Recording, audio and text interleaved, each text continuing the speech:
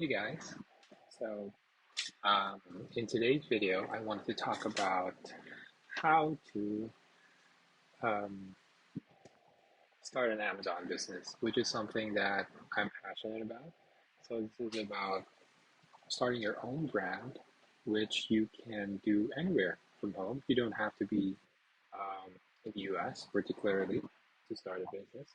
You can be anywhere else in the world, and it only takes, actually surprisingly, it only takes maybe less than 5,000, depending on your product. And all you need to be able to do is make sure to do the right research, do competitor analysis, and um, learn from others' mistakes. I think that's the most important thing. If I had to give myself, my previous self, some tips before, is that number one, don't be scared and get started and then learn from other people's mistakes. I was able to talk with other people before who started um, their own Amazon business, and they started way back. It was like in 2017. It was like a gold rush on Amazon. Wherein you could just place a product and then it would just sell out all the time. Now it's really more competitive. You would need to be able to like build your brand, um, get really good pictures for your listings, and put in A+ content, which is something that you would only be able to do if you have your own trademark. Before you could get away without that. So if anything, it's more competitive this time. So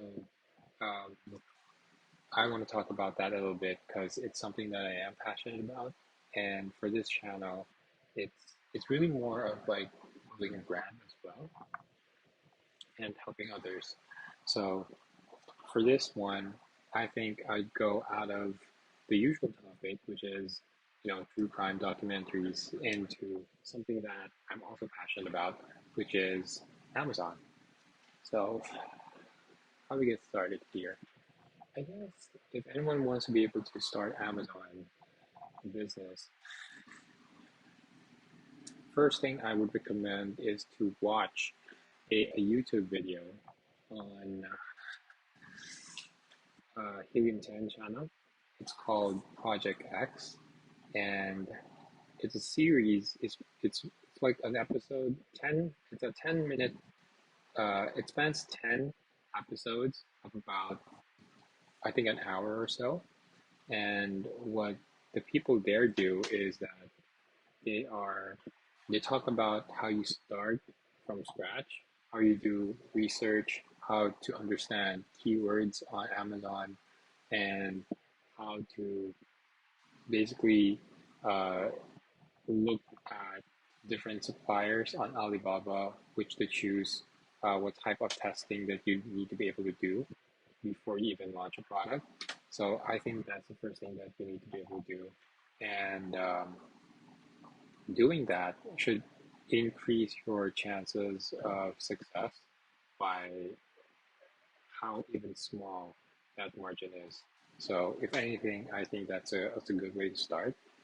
And then if you have watched that, because even though you've watched like a lot of videos, which is something I did even way back, I watched like maybe, I don't know, 10 different, maybe more actually, like 20 different videos before about um, selling on Amazon before I even pull the trigger.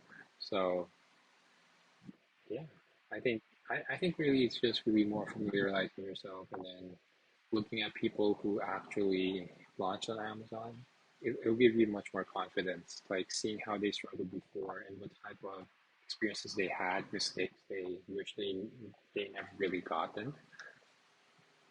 So yeah, and then one of the few things that I myself would recommend is installing this Google Chrome extension called Helium 10.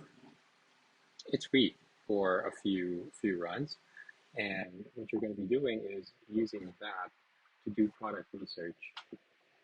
You're going to be typing search terms or keywords on the Amazon search bar, and then you're going to be looking at competitors there, and then you're going to be seeing how much sales they make, the review count they have, how many units they're selling, and how much competitors are there in that niche. So technically, it's more of like a competitor research for all of uh, all the people, all the sellers who are selling on that particular keyword, which is awesome because before you wouldn't really have that. Now we have those tools to be able to see um, what type of sellers you're going to be dealing with. One thing to look at, I think, is if you see a lot of Chinese sellers, because you would be able to see that in the extension when you see it. When you see a lot of Chinese sellers, I would recommend to go out.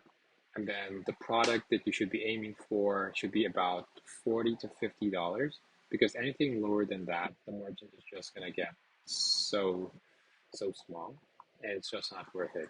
So if you're choosing a product, first time product, it has to be something that you can fit in a shoebox, so that it will be for sure a standard size, because um, Amazon does the fulfilling for you, right? And once you when they do that, they actually charge you a small fee for that, and they also charge you a fee for selling on their platform, which is 15% for most cases. Some categories are smaller. I think baby category is about 8%, could be smaller. Yeah, you can check it out at their website, but technically it should be about 15%. So when you place a product on Amazon, whatever selling price that is, you have to take into account number one, the referral fee, which is 15%. Second is the fulfillment fee, which is fulfillment fee means that when someone sees your listing on Amazon and they decide, hey, this is a good product, I want to order it, and they click on buy now, Amazon would be the one to fulfill that order for you, and they would take a small fee. And the fulfillment fee is going to be based on the volume of your product. And by volume, I mean storage volume. So the length times width times the height, by how much it occupies of their warehouse and how hard it is for them to be able to deliver that product. So that's also the reason why I said that it should be in, it could it should be able to fit inside a shoebox, right? So the smaller it is, the smaller fulfillment fee, of course. So um, that's that's the thing that you should take note of. So you just go in on Amazon and then think of any other products that you think that you'll be able to sell. Type in that keyword run helium 10, check how many sellers are already selling on that product. And then first thing that I always check is how many Chinese sellers there are. If there's too many Chinese sellers, then you should get out, because the main reason why we are not able to compete with Chinese sellers is because they are the ones who own the factory, and they have a lot of margin in that case. So we can't really compete in terms of price. Second that you need to take a look at is review count. There's a lot of reviews uh, for the products there, and that means that niche is already mature and it's dominated by a few sellers. How do you how do you notice that? So technically, if it's about um, I would say like 6,000. That's a lot of reviews, and you won't be able to uh, you won't be able to like match that unless you hit some kind of miracle. But for first time, I don't think that's going to be something that's going to happen.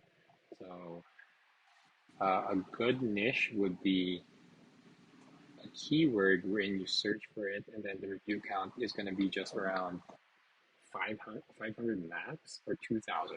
I think 2,000 is like good enough.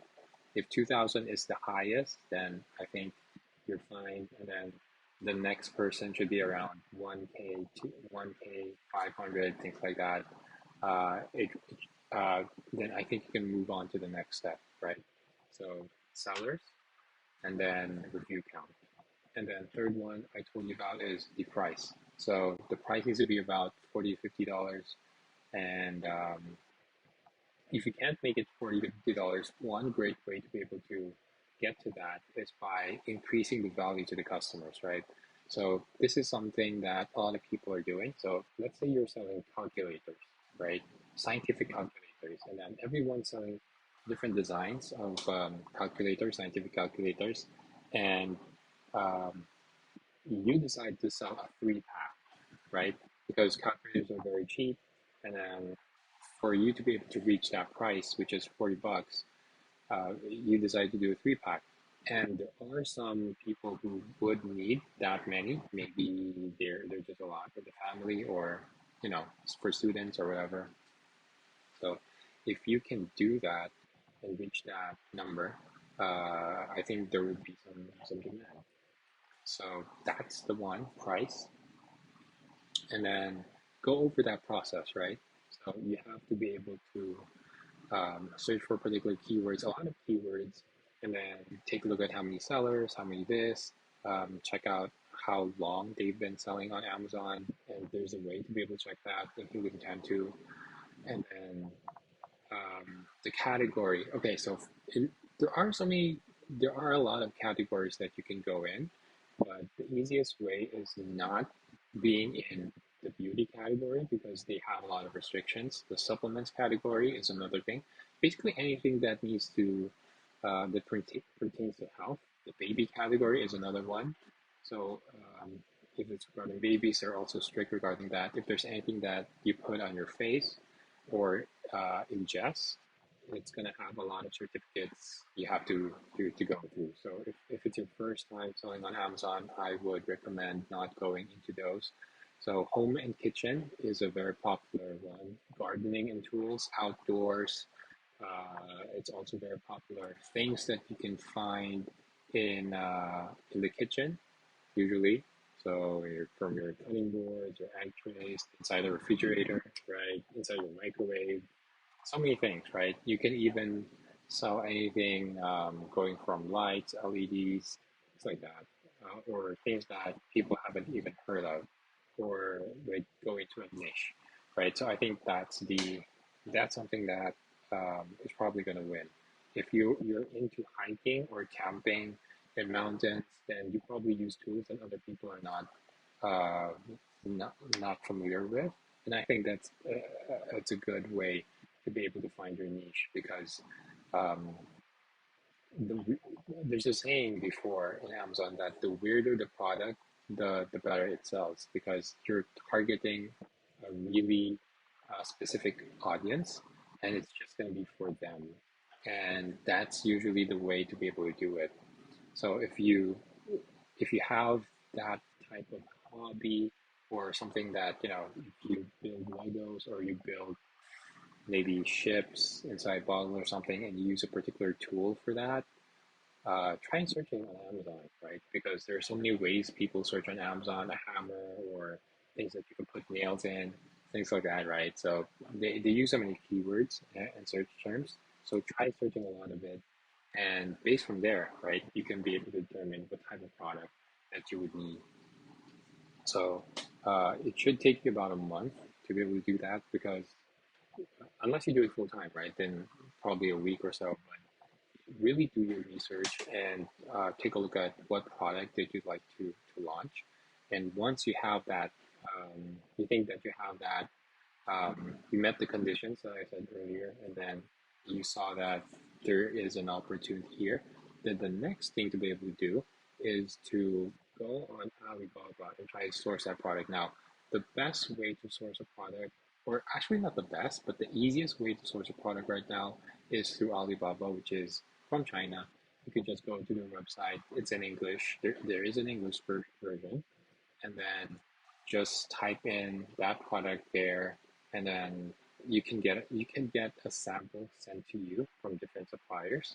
Once you're happy with the quality, then then you can begin to talk to that supplier about producing your brand, and you have to talk about a type of packaging that you would want to see for your product, or if you want it engraved or something on that product, that's something that you can do too. That process also takes time, especially if you're in the US. right? It takes time to do that, shipping costs, everything. Um, One way to do that is to pay through Alibaba itself because they do have that insurance policy wherein it wouldn't get lost just anyway from there. So easiest way to do that is through Alibaba, pay through credit card, and they'll ship you that sample. Okay, so once you get that done, then the next would be to um, finalize your product and then do mass production, right? And I think I will do that in another video because this video is getting really long. So thanks for listening.